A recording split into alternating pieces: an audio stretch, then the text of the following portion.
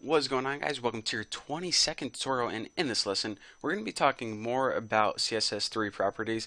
And what I did is I deleted all those gradients and text shadows, and I basically just have this plain old box with some text in it, no effects whatsoever, and that's where we're going to be starting. Now, the very first thing I want to talk to you guys about is something that I don't even like, but I need to tell you guys about it, or else, they're going to say that you skipped over something. It's called the outline. Now, the outline is pretty much the thing around your border. And let me just make a really obvious one. I'll put like 7 pixels solid red. It has all the same properties of your border. It's just like an additional border, basically.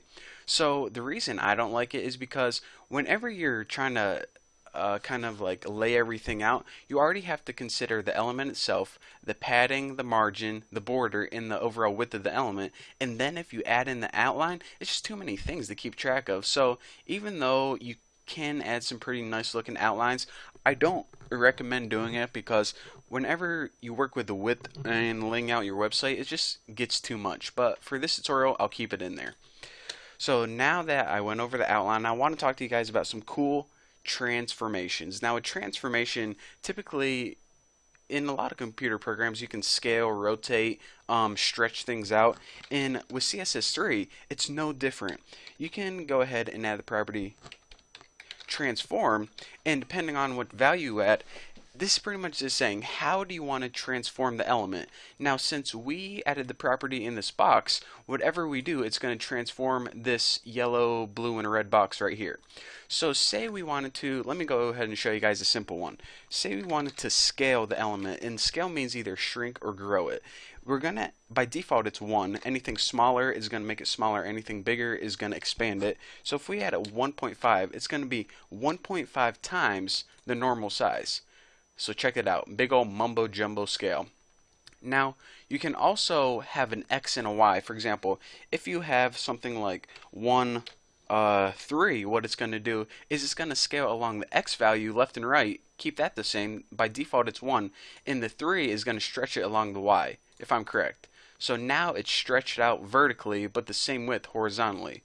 And another cool trick you can do is if you add -1 to 1, right, like that, your text becomes Russian. How awesome is that? So anyways, let's go ahead and get rid of that scale and talk about some other transformations. Another one is rotate, and if you add 45 in there, the parameter rotate takes is the degrees, and I think I talked to you guys about degrees. Oh yeah, whenever we were talking about gradients, you could use the degrees too. And a lot of people were like, okay, what I use for degrees is actually DEG. So I got rid of the scale, and if you see rotate 45, there you go. And I think you can have a negative value, but that just changes the other way it rotates, but you don't really need that because it's kind of like if you rotate something 180 degrees or -180, then it turns out being the same thing. So now let me go ahead and get rid of this rotate, and I want to talk to you guys about skew. Now, I'm going to ask you this. Before I even show you this, please, please do not ever use what I'm about to teach you. So let's go ahead and refresh this and check it out.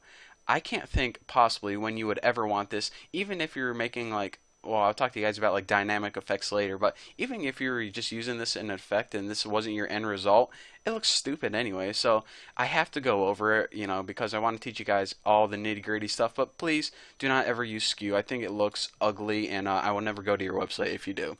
So anyways, now that we covered that, I want to talk to you guys about the last one, and that's translate. Now, whenever you translate something, it basically means just move it. So unless you're talking, in everyday life, that means changing one language into another language. But anyways, in this sense, in CSS3, it means just moving something. Now, in order to move something, we could either give it one value, but I typically pass it 2 values. Imagine this is a grid for math class. Your X and Y is left and right, your X is left and right, and your Y is up and down. Whenever you give it 2 positive values, it's going to move it to the right and down. So 150 pixels, 300 pixels. I don't even know if that's going to show up on my screen, but what we were pretty much doing, as you can see in the bottom right, is we moved it right and down.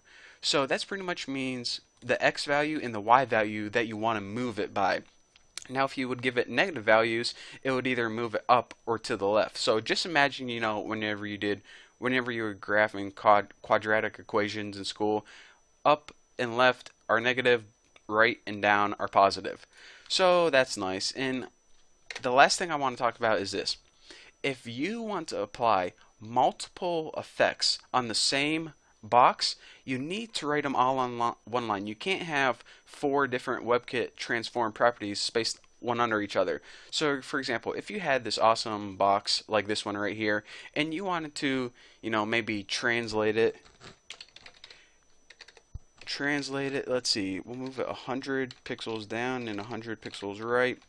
Actually, it's right down. But anyways, we wanted to translate, and then we wanted to rotate it 30 degrees, and the last thing we want to do is scale it by zero point 0.8. Now anything under 1 is going to shrink it a little bit because 1 is the standard. We need to apply them all on the same transform line. So now if I go ahead and save this, as long as I didn't type anything wrong, as you can see, it moved it to the right and down, rotated it by 30 degrees, and shrunk it a little bit. Kind of unnoticeable, but trust me, it shrunk.